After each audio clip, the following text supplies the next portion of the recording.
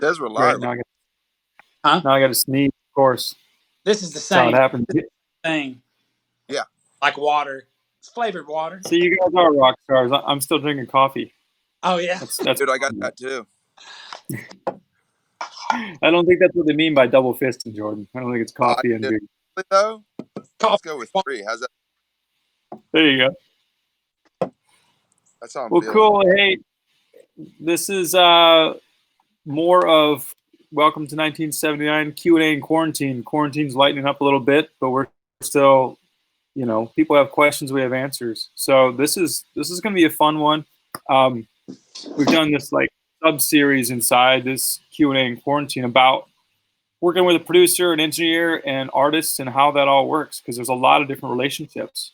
There's a lot of different types of producers. There's a lot of different types of artists, obviously, and engineers, and how they work together varies not only depending on what types of producer, engineer, and artist they are, but project to project. So I'm really excited today. We've got Jonathan Singleton and Jordan Fletcher here. And we did a project a while ago here at Welcome to 1979, brought in some session players. And Jonathan's an awesome songwriter, engineer, producer. He lets me engineer on stuff that he tracks here, which I think is awesome. Jordan's a really cool artist, and he's on his own path too. So why don't we kick it off? And this is fun for me because I get to ask you guys questions I wouldn't get to ask you in the studio. We don't just sit down and with players around and you go, well, how did you guys meet? Because you're like, let's get to work. Yeah, exactly. Right. Busy. So how did you guys meet, and what's your relationship outside of this project, and what and how did you come to just do a project and all that kind of stuff? Let's talk about that. Who wants to take that one? Go ahead, Jordan. Go ahead. You go ahead. Well, from what I remember, I always knew who Jonathan was just from being in town and being a songwriter and liking music, and but the first time I actually got in touch, or Jonathan got in touch with me actually, because I screwed up that the church choir thing. Oh yeah. Yeah, so he really kind of just saved my ass. That was the first time I ever met Jonathan Singleton. Yeah. I didn't even have his number. He literally, I don't know who you got the number from, but he just texted me. He was like, hey man, where were you on that church choir thing? And I literally go, what do you mean? Like Cross Point or like Center Point Church? Like what church are we talking about? And he was like, no. Chris, the church choir's Yeah, what's the story? Church's fan club. Thank you. And they had this, okay. They had this big, and I back in the past, I toured with them a bunch, and they're very nice to me, man, and still keep up with what's going on. And it's a super interactive group of fans, man, almost beyond some of the other fan clubs in town. And it was also this big charity for this guy that had gotten, Jordan shaking his head. I know. A guy that had gotten killed in the Las Vegas shooting. So doing this big charity for his family, and they called me and asked me to do it, and I said yeah, and I also said yeah too because I was super aware of Jordan, and I was like, well, I'd love to go play with that guy, and I think it was a couple other great guys too, and so we get there, and the guy goes, Jordan Fletcher? I said, I mean, I know of him. He said, well, he's not here yet, and I was of course late because that's my nature. So, man, a little bit later, like he didn't show up, and then we played, and he wasn't there, and I think he was just completely unaware that he was even supposed to be there. I think the better thing to say is that it was in Chicago, Illinois. You were in Chicago, yeah. The gig was in Nashville, right? I think so. Oh, maybe it was in Nashville. No, the gig was in Nashville. Yeah, it was at I don't know those places on Demumbrium. Anyway, I found Jordan's number and called him and said, "Hey man, you might want to call these guys." And I did not give you one of the main guy's number. You did. You literally said, "Hey, you need to make this right. Here's his number." Yeah, I forgot about that. So that was a nice intro. And that was the first time. I was like, well, at least Jonathan cares. Yeah. Nice to meet you. Oh. But that was that. And then those guys would have shut you down, man. They should. Golly. Well, they're nice as they can be. And that was a complete screw up on my end. So, yeah. I'll always say that. But yeah, that and then what I wrote Me On with Reed, who had just signed at 50 Egg, Yeah. and I guess you had heard it and send it around to some folks, and then from then it just kind of, I was looking to do a project, and I don't know if JD reached out to you or if I did, I don't remember, but you made it happen. I Yeah. mean, which Jordan's sick to say yes, but he did. publishing company reached out and said, "Hey, we're looking for someone to do this thing," and I usually don't get the regular guys. Yeah. I get some things that are different, and I hope that's on purpose. You know what I mean?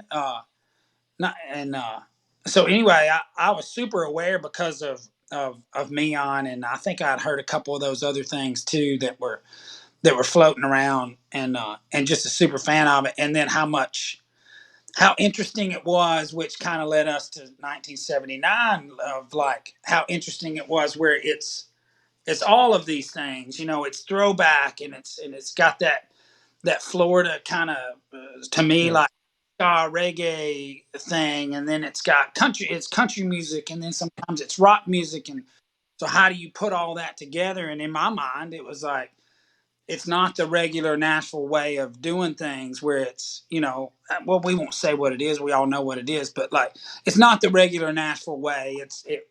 In my mind, it was that we could go make a real cool record where it feels retro, but then we can go back and kind of take some of those things out that make it feel so retro, and fix them up and move them around, and kind of shape it into something which seems super interesting to me.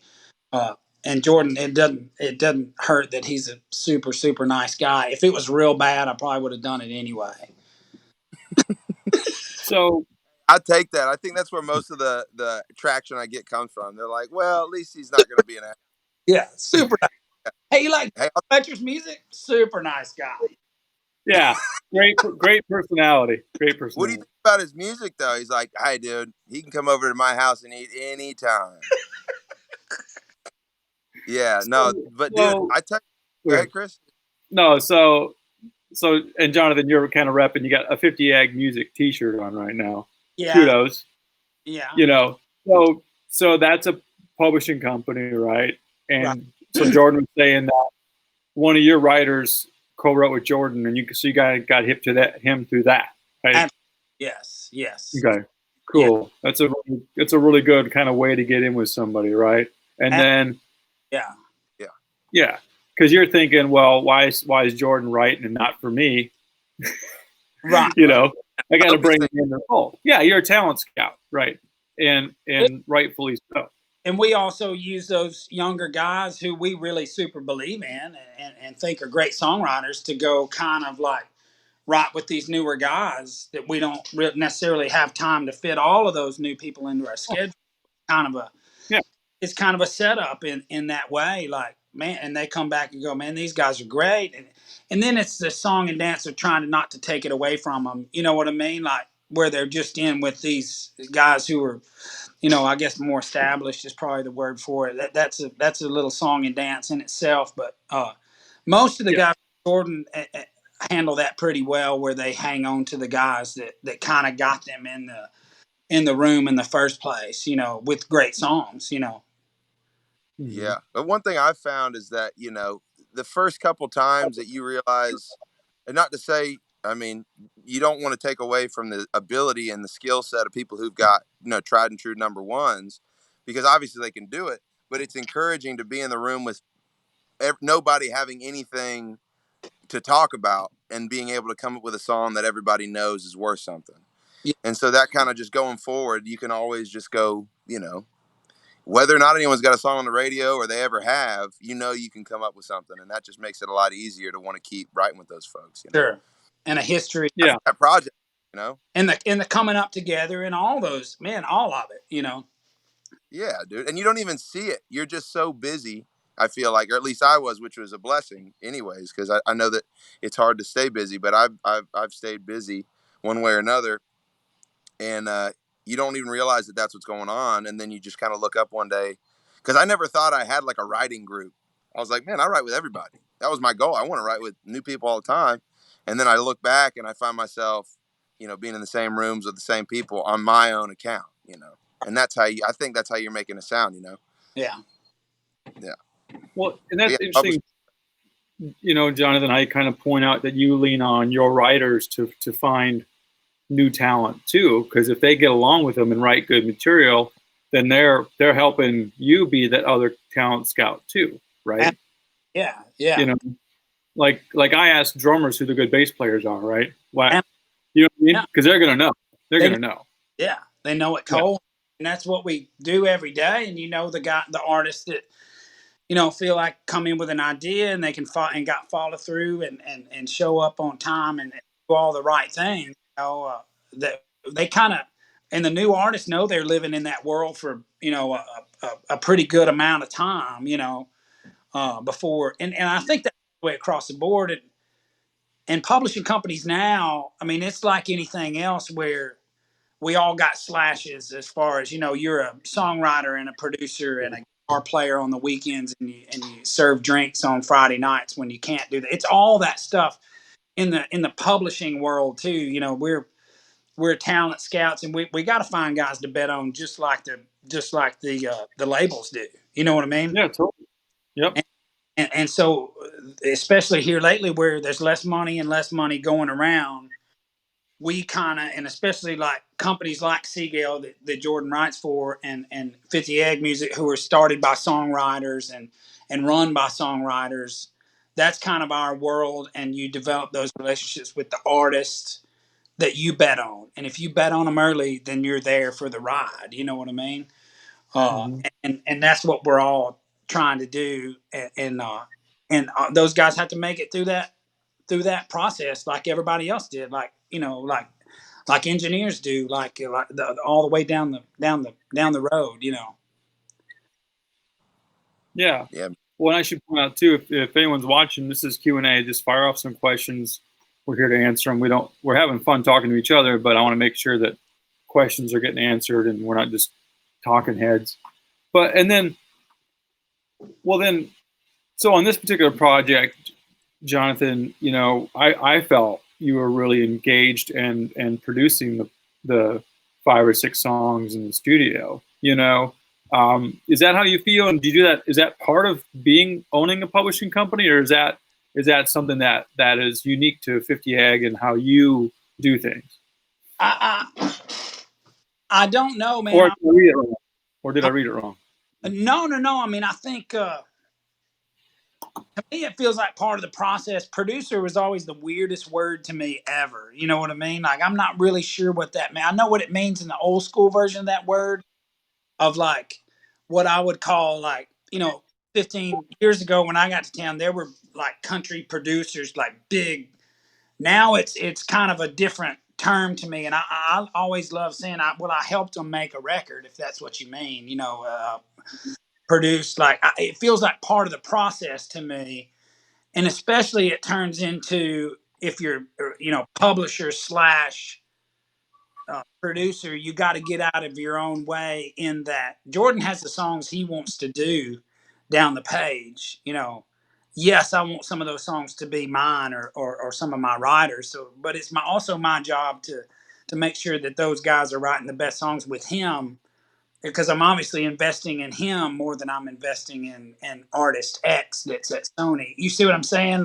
So I think so. yeah, so I'm trying to separate it, but at the same time, yeah, I want to be as involved as I can, and to me, and I think it's the 50 Egg kind of way of, like, let's just move the ball down the field. However we get that there, let's get it there. If Jordan goes in with me and he hates what we did, then that's fine. Let's help him find another guy and try so hard to not have an ego in any of that stuff. In the songwriting process, or in the studio, or if my guitar parts don't make the record, and all the way down the line. And I feel like we've gotten pretty good. I've gotten pretty good at separating those brains in that world, as far as songs, because I also know I had an artist deal, so I know what it's like to play songs on stage that you don't believe in.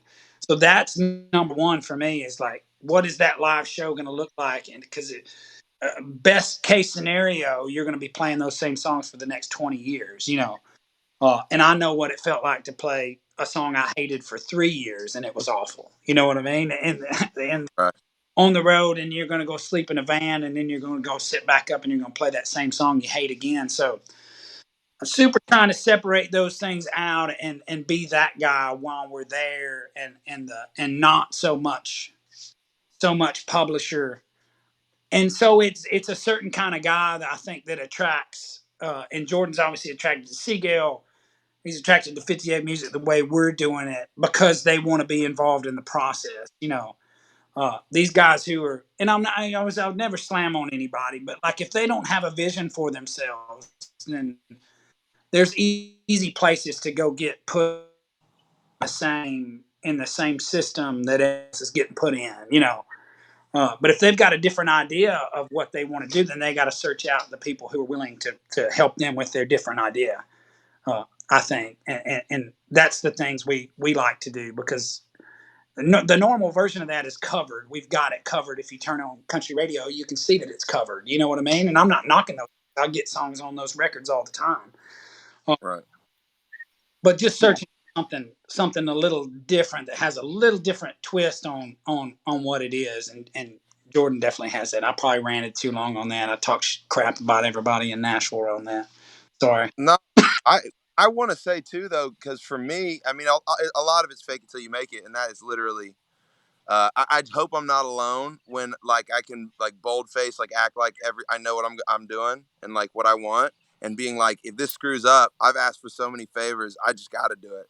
Like it gets to that point, and it's like it just so happened that you do run your business that way, which is really artist friendly, but even beyond that, like beginning artist friendly, because there's so many lessons that you have to learn that at any given stage where you can step on toes or you can offend somebody or do stuff like that. I think in this particular situation, it was conducive to me being able to fall into that final product. Because, I mean, to be completely honest, I didn't know exactly what it was going to sound like. I knew what the songs were going to sound like, and I knew what the songs were and how they were going to end up, but I didn't know what the end product was going to be. And to answer your question, Chris, I think Jonathan put a lot more into this project than I expected, and I expected a lot. A lot more personal time. Well, it just was something that I saw often, and it was something that you could tell, because every time I kind of did something different, I said, "Hey, man, I don't want to hear it until you say it's done."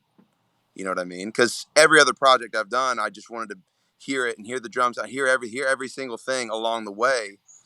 And as far as this project was concerned, I literally went in, sang vocals to a comp track, finished that, and then when he was done with mixes, he says, "Well, here you go, listen to them."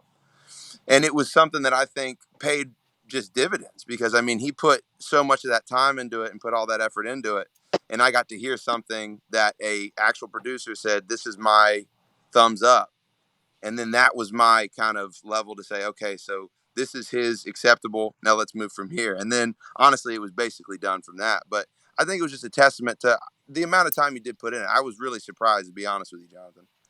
Well, That's even on the not in a bad way. I don't mean like, hey, I expected you not to do shit, but you put a lot of time into this project. Yeah. Well, and even on my end, Jonathan and I talked a lot about your project, and I remember him throwing words out about how it sounds. And we talked about who's playing, and I think Jonathan put together the players because they all do a certain thing, and talked about microphones, and I work with a lot of different types of people, right? And I'm real sensitive to how the artist is treated during the recording process, because they can kind of get forgotten. Sure. Because of a lot of factors. Just I think it's inadvertent sometimes to get good momentum, and all of a sudden the artist is kind of in the wake, getting pulled instead of pushing, But I really caught on, like, Jonathan is a songwriter, and as he just mentioned, we used to be an artist, and knows the sensitivities there too. A couple of times, Jonathan, I think you wanted to say some things about the song. You're like, oh no, wait, if I was a writer that wrote the song, I wouldn't want that comment. You know what I mean? Right. Absolutely. Yeah. Jonathan's sitting next to me, I can kind of tell when he wants to say something and doesn't. No one else even knows. You know what I mean? So he's self-censoring, which is awesome. Yeah. And when he does make a comment, so just taking that perspective is great. Yeah. Because usually for people that don't know, when a publisher stops by a session, it's more, and this is my take on it as an engineer, it's more administrative. Absolutely. Would be a word I would use, Yeah. just kind of checking in, not really engaged, Right. So yeah. I wonder what do you remember conversations me and you had, Chris? Because I know. What did we talk about? What was the pit? I have a question for you, Chris. How did I bring that up to you? Do you remember? Yeah, you were asking me. It's like you're like it felt Real like nice guy. Yeah. Well, when you were like, he's a really nice guy. Yeah, really nice guy. Huge as a button. I'm like, great, awesome, ticking all the boxes. Songs are like, yeah. I got him doing some squats, so he'll be ready for you. No, but okay. It felt like we were talking about an album project. Like, here's where we want to go with this sonically. Here's what's going on. Here's who I have coming in to play this stuff, and more.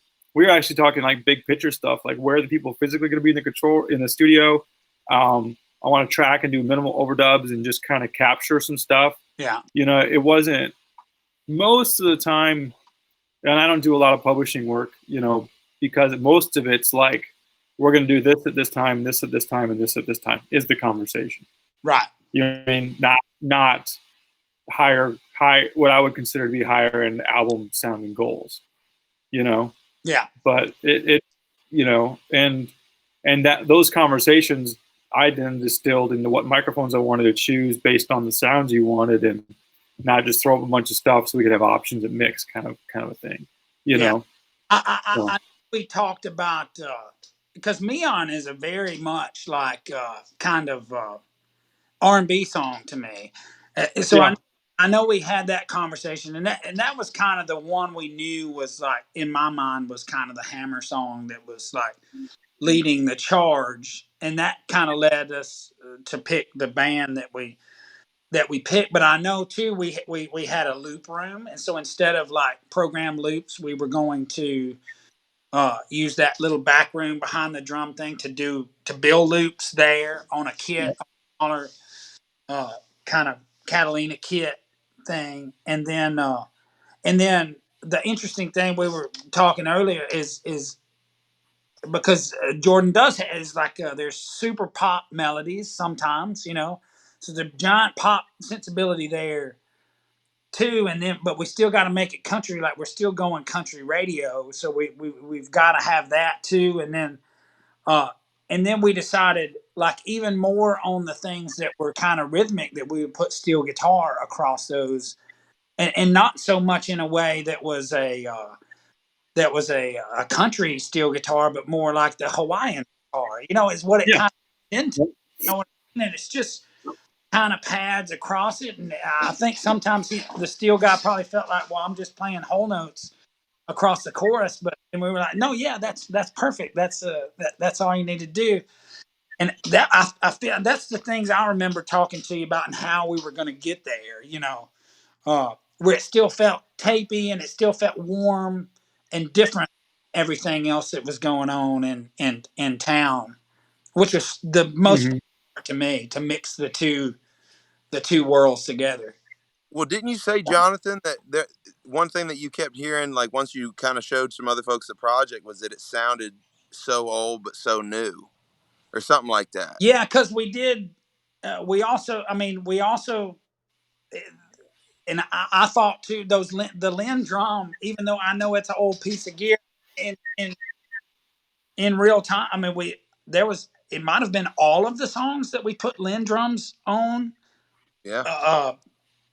In addition to the regular drums in the regular room that was kind of running through tape, so we could have that, and we could pick and choose what we wanted to do, but we ended up not picking and choosing. We kind of put them both in there. So this thing does, like, it hits, like it's got if you've got if you're a guy like me and you're from West Tennessee and you can't help but put a 12-inch kicker behind your truck seat, then you're happy when you listen to this. And I listen to stuff that way. You know what I mean? I think I want to hear something kind of thump when it does, Right. and so yeah, it does. It feels old and it feels new, and I love that you can't quite put your finger on it. I think that's how new things happen. That's how new sounds happen. That you know, and and and hopefully 10 years from now, people will call that a Jordan Fletcher sound. You That. Yeah.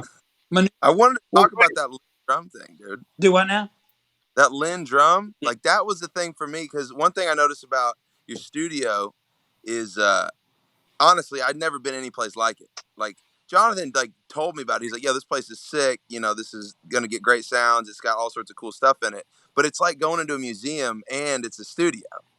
right. Like it's giant, right? And so you have all the, and I think you do a lot of like work on tape machines, like all sorts of that stuff. I don't know anything about it, but Yeah. like I saw all that stuff, and I was like, this is dope. Like I was like, I wish I knew what this was. yeah, me too. You know what I mean? Instead of it being like, hey, here's a bowl of candy and some snacks, it's like, yo, this is like a 1960s tape drum machine, and I was like, what? You know? Yeah, Oh, we'll use it on the track. And I'm like, please, you know what I mean? It was like, there were just so many things I felt like I got that experience, like from a selfish perspective of being like, you know, it almost felt like, hey, we got this thing for a couple days and we're just kind of going to stay here till we got it. Cause I'd never really done that before. It was always like, hey, we got 45 minutes for this song, or hey, we got an hour for this song and we're going to do it in the box and we're going to sing on it tomorrow and all this stuff. And it was like, hey, we're going to do this old school, but we're going to do it, you know,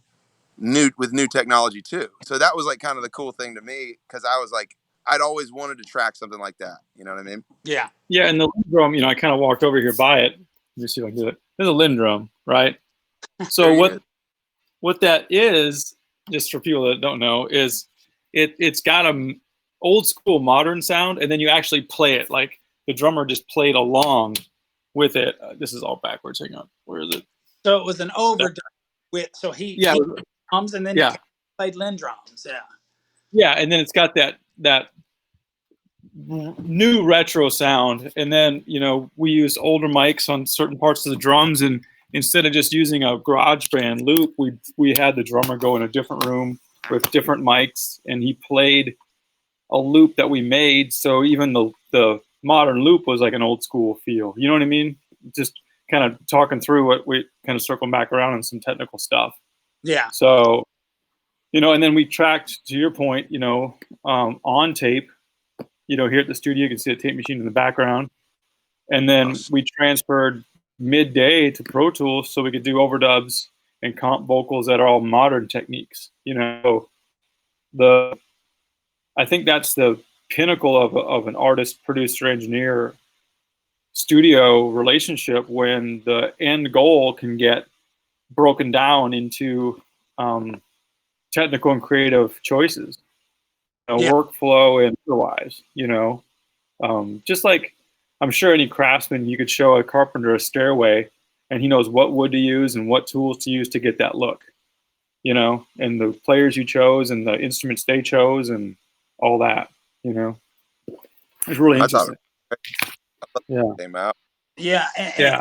and especially to take a new guy with all of those elements and try to make all of that stuff work on there. And I was super proud that we did. And at the end of it, at the end of it, you either do or you don't. And Yeah.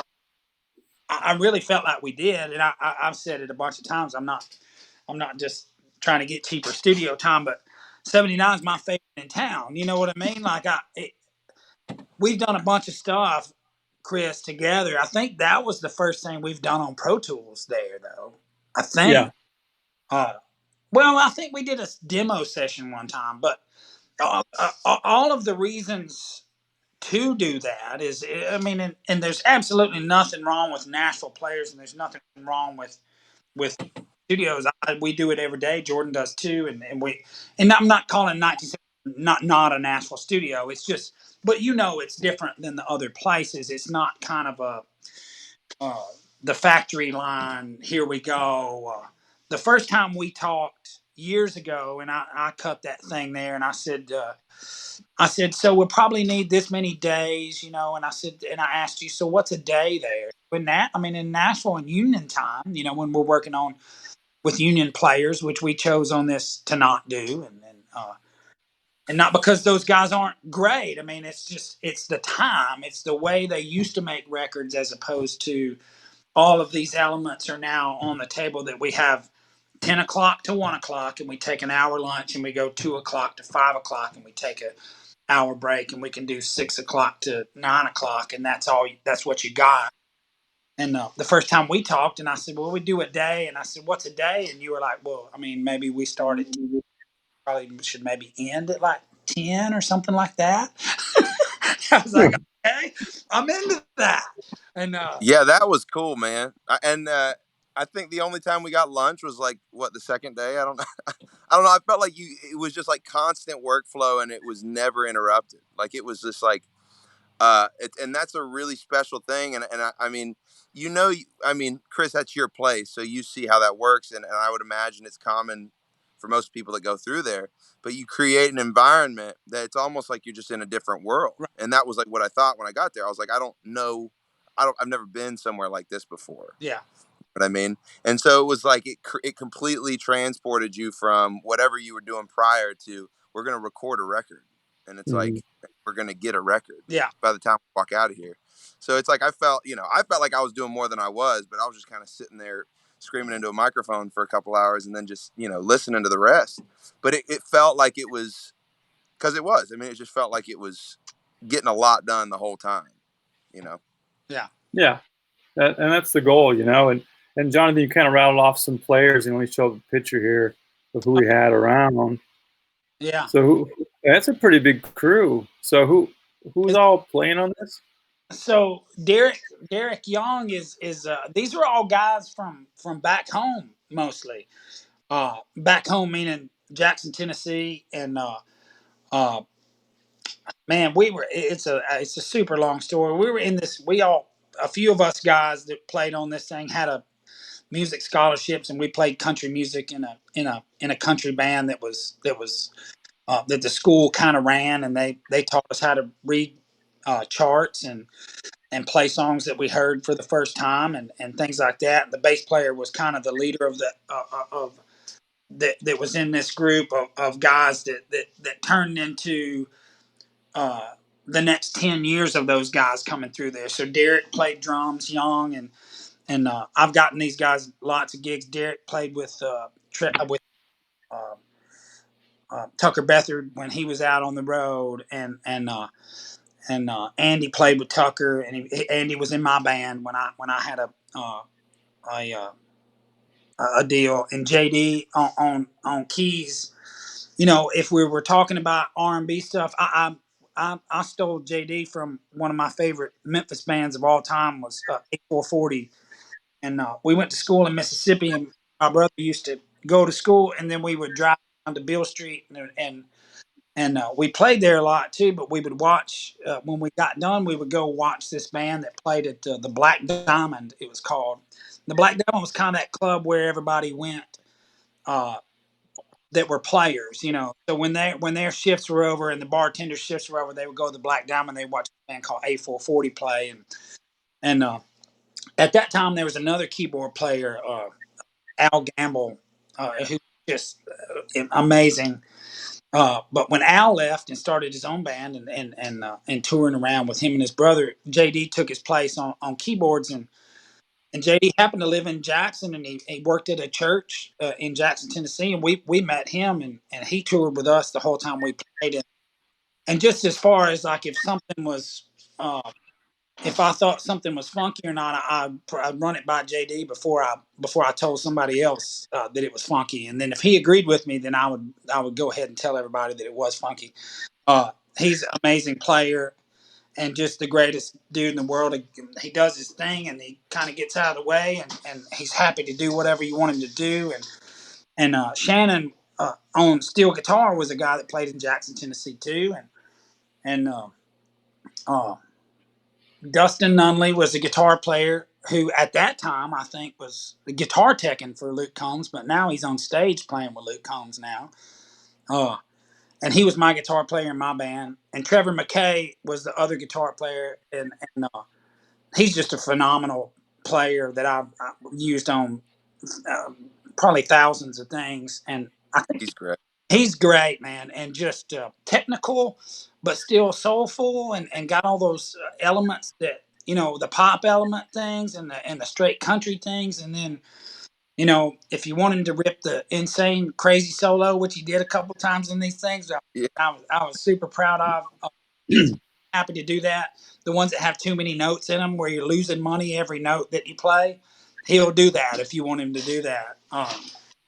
And I was super pumped about the band, and they're not Nashville players. I mean, these guys play in Nashville all the time, but it's not the regular guys, and nothing against the regular guys. I use them all the time. I did yesterday, but just in this project, that the idea was that you know if we kind of let some more people into that world, and we can call on them, because there's what 20 or 30 guys playing everything in town. I mean, it's probably, 50 guys would be probably the max of the guys that I've called different people.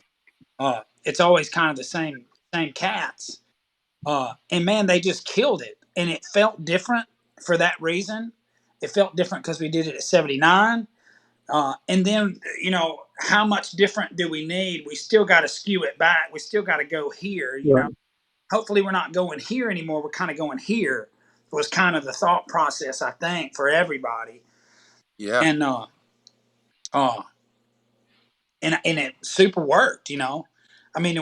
We spent a lot of time after, pulling stuff out and seeing what it sounded like with that, and overdubbing some guitars, and doing some things like that. But for the most part, uh, we kept them. I mean, lining up Lindrums is not my favorite thing that I've ever had to do. right. I can imagine. Yeah. So, like, Time back. and we're not gridding like the Nashville normal way too. Like gridding meaning, you take every note and you place it on the grid exactly where you chop it, and you put it in there, which is almost an impossibility at not impossible at 79, but it just doesn't feel right. You know what I mean, Chris? Because you got those and the rooms are part of the element of what's going on.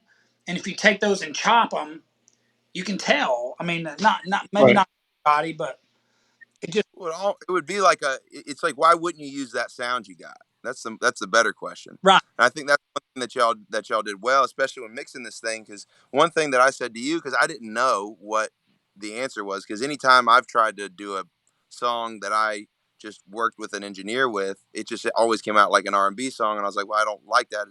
It's not what I want to do right now. And so it was basically like, hey man, how do we not make this to where it's just loops?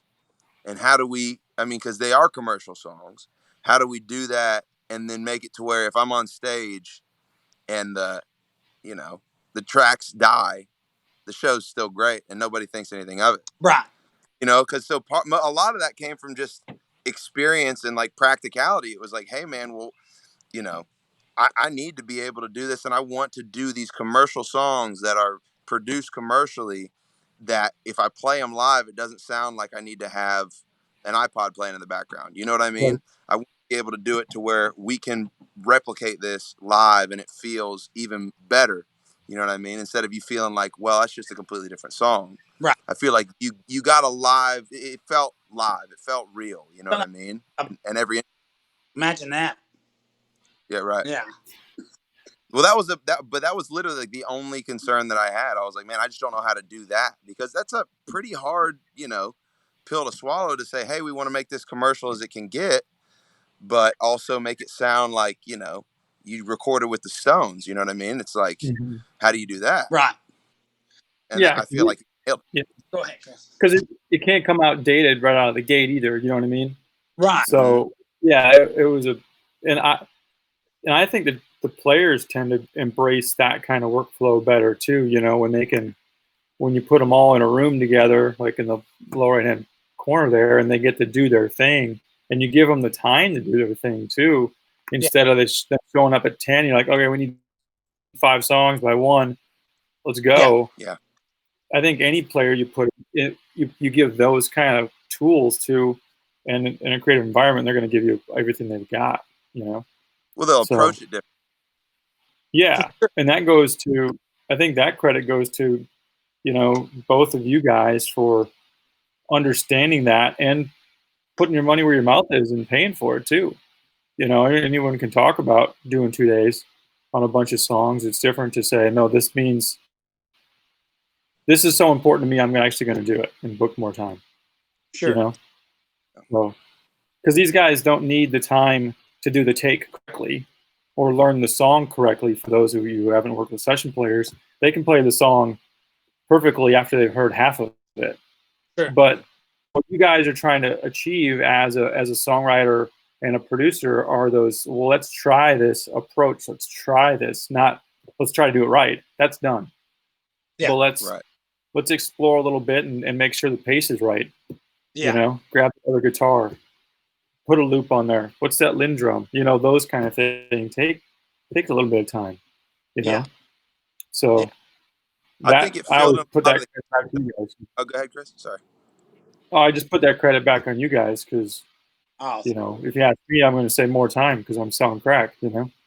So I think for me, it just seemed like it was a lot of hoping that what happened was going to happen, because it was like the answers to the question of what's this going to sound like, really the majority of that fell into the variables of what it actually was going to sound like, because I'm not that good. I don't know. I don't have the answer of tones, and I don't have the answer of, I don't have that answer. You know what I mean? And I'm the first to say, I don't know that. So whenever you say, hey, these people are going to be on this project, and you start adding people, you start adding a producer that has a mind on what it's going to be, and then he adds the people that he thinks is going to add the value.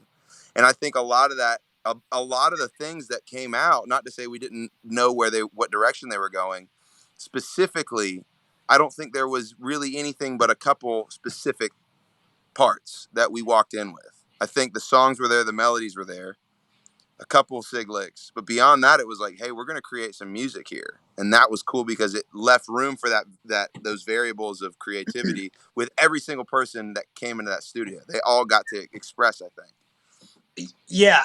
And I think too, we're also saying the value of the time that is being spent, because we're not on a clock, Absolutely. I understand a union clock, and I work with it all the time.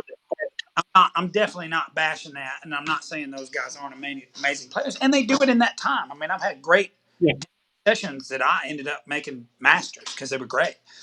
But the value of, here's the song, here are 3 parameters. Here's what we were thinking. It's kind of like this, and you're kind of doing this, and you're kind of doing this.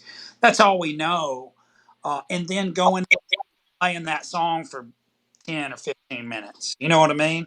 And just the walk away of, like, they know that's why you get these guys, because they're great players, So why would I go? I feel like you need to be playing, eighth notes on this part and whole notes across the chorus. They may have a totally different idea of the way they heard that, because, like you said, they listened to it once. In the second verse, they're making fun of each other. They're not even listening to it because they got the chart in front of them, and it's like they don't need to do. They've done it a million times over and over and over again, and I think that's the value for me. And I'm not sure after doing that one that I didn't learn that we could have used more time. I've done a couple things with Jay Joyce, and I watch him walk away for 45 minutes. You know what I mean? And just let them work it out. If you're just silent for a minute, they're gonna start wondering what they're gonna do in the third verse that has that break that needs to go to the chorus. And that different chord. They're gonna suss it out because that's what they're there to do, and they want to get out of there as bad as all the rest of us. And just kind of just trusting them to do what you hired them to do. Frank Rogers told me one time, who's a great producer, he said, man, you just hire great guys. That's what you do. I mean, he was being humble about it. He cut some fantastic records. But if you want a great acoustic solo, call Brian Sutton and he'll come play one for you. You know what I mean? And we've got the value of doing that in Nashville. But I was going to say too, changing the subject a little bit, and Jordan did ask me a lot. So to his credit too, while we were going through the process of doing a thing, he kept asking me, "Well, is it going to be like this or is it going to be like this?" And I didn't know either. I don't. None of us knew. Thank God. I thought I was the only one No, who didn't know. no, I had no idea. I mean, I knew what Chris would make the drums and the bass sound like. I knew that. You know what I mean? The next question is how do you make the guitars? How does that band work where the bass and drummer is playing on tape and the guitar player and everybody and the vocals aren't. You know what I mean? Right. That's what I was looking at the end of how we were going to make all that fit together. So I didn't know either, but I was super pleasantly surprised and when it came back. Yeah. Yeah. I was Well, too, man. Well, here, I think it'd be great to just kind of get some insight from you guys as far as, I bump into new artists and writers all the time and bands that want to record and this is a great opportunity I feel for you guys to kind of give some advice as far as like people that haven't been in the studio much or haven't interfaced with people of your level and just, maybe some things that they can focus on or things not to worry about or whatever. I mean, Jonathan, any kind of do's and don'ts or some advice you can give some people that are on this path or about to be on this path? Are we talking about artists? Is that what we're talking about? Artists, writers. I mean, I met with a really awesome woman this morning about she's trying to figure out songwriting and publishing and all that. I mean, just some sage advice if you've got it, about that or studio stuff or whatever, because you guys My know a my lot of stuff. my favorite thing to say, and I know Jordan does this, and I'd like to think 90% of the people we work with does this same thing. Where if in Nashville or in a music town, pick a music town, Detroit, Memphis, wherever. I'm trying not to say just Tennessee towns, but uh, if we assumed everybody was at the same level talent wise, let's just assume they are. You can't do that, but I'm just saying, assume they are for a minute, and I work a little bit harder than this guy, then I win. That's what I've tried to do, and I know Jordan does too. He eats, sleeps, and breathes, his music, and I know he tries to not call sometimes. You know what I mean? Like, and because that's all your gear runs on is go go go, get it, get after it, get after it, get after it, and also in the same way is knowing all of that trade. You know what I mean? If you're a mechanic, you don't want to just work on Honda four wheelers. You want to know how to work on the Lexus too.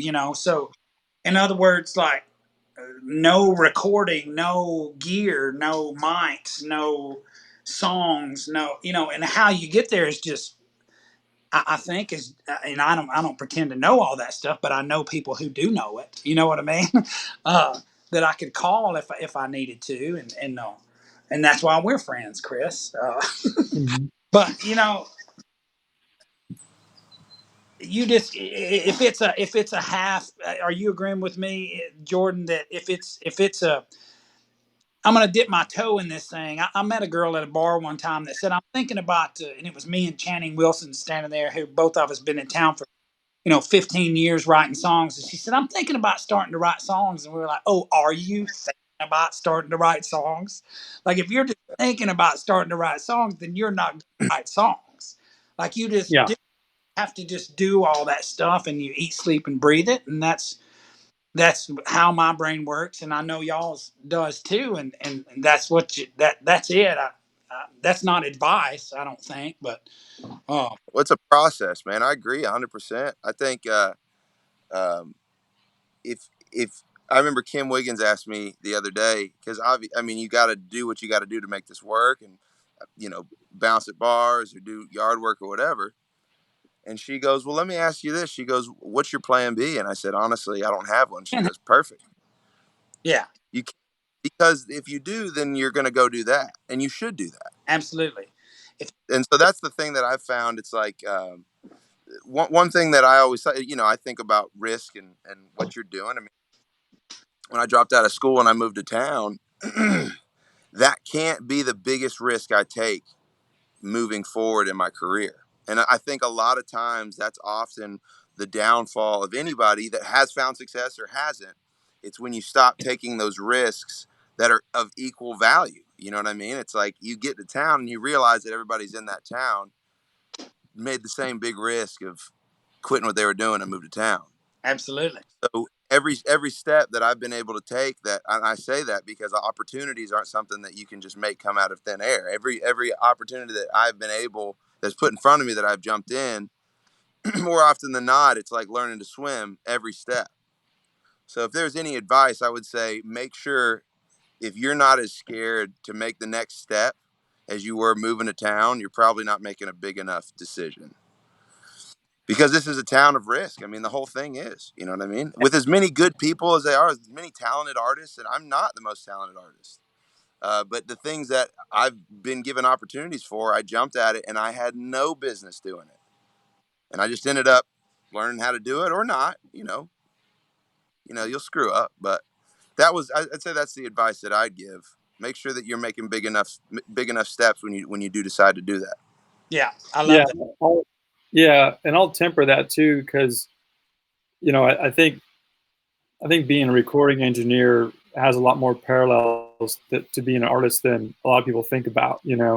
Like I'll work on a big record and think, all right, man, it's done, and then Right. my world didn't really change. You know what I mean? Right. So it's like, don't get discouraged. It's this long road that you're just on, and then things will happen and it'll be great. And then, but for me, anyways, it hasn't been this. All of a sudden, there's a pile of cash on my door. But now I look back and it's like, well, wow, I've got a Lindrum, or whatever. I've got all this stuff that I've accumulated, and you know what I mean. It's just tempering that with being that right amount of frustrated all the time, where you're taking risks, I think, is the balance. I've never heard it said that way. Yeah, that is No, exactly what it is. Yeah, I've never said it before. I just, I'm always working on that balance, because you're just a little pissed all the time. A little bit. Yeah, I don't have a problem using spite as a motivator, the right amount. I'm going to prove this person wrong. Yeah. Right. But yeah, and just kind of speaking freely, just making sure that isn't too tied to your self-esteem either. You know what I mean? Absolutely. So, because that's a dangerous thing, So, I think you go more into the conversation of purpose at that point. Yeah. If you wanted to make money, you should have probably go get an accounting degree. Yeah.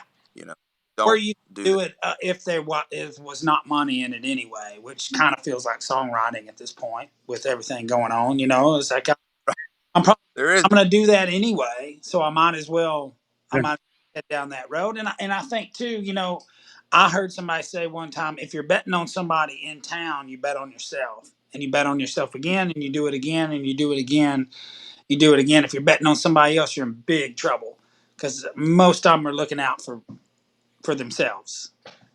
Yeah. It's a good point. Yeah.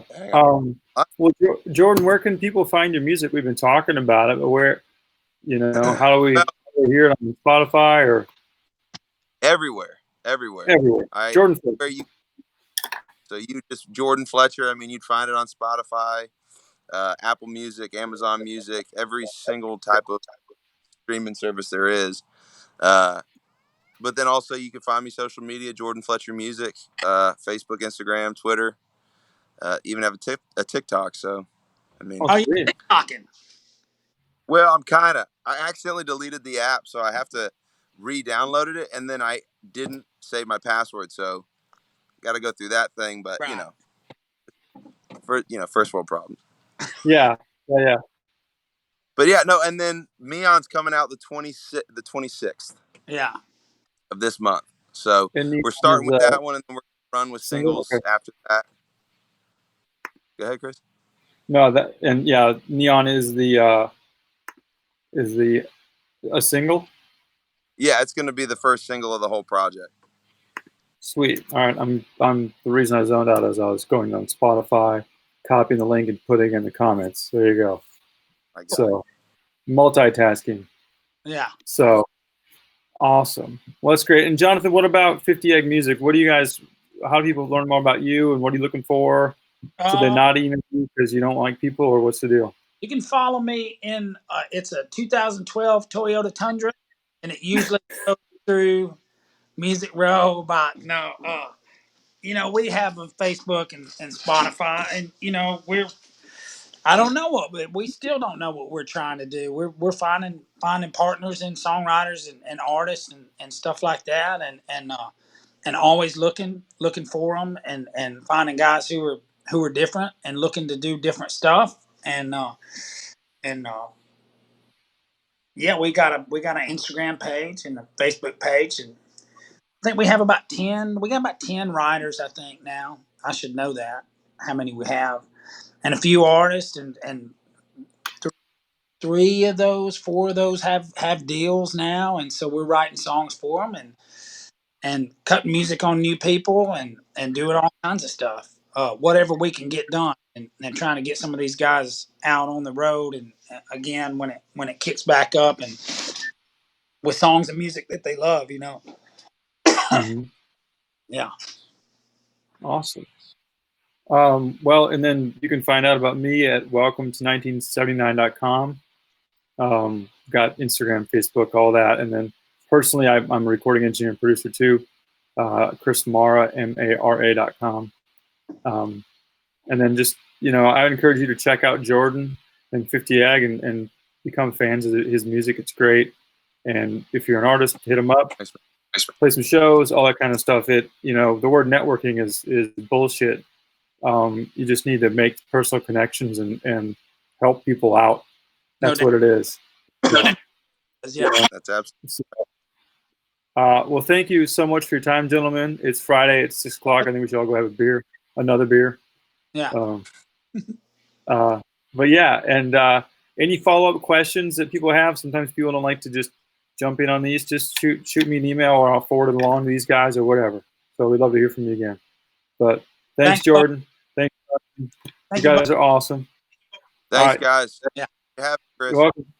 Take it easy. See ya. See ya.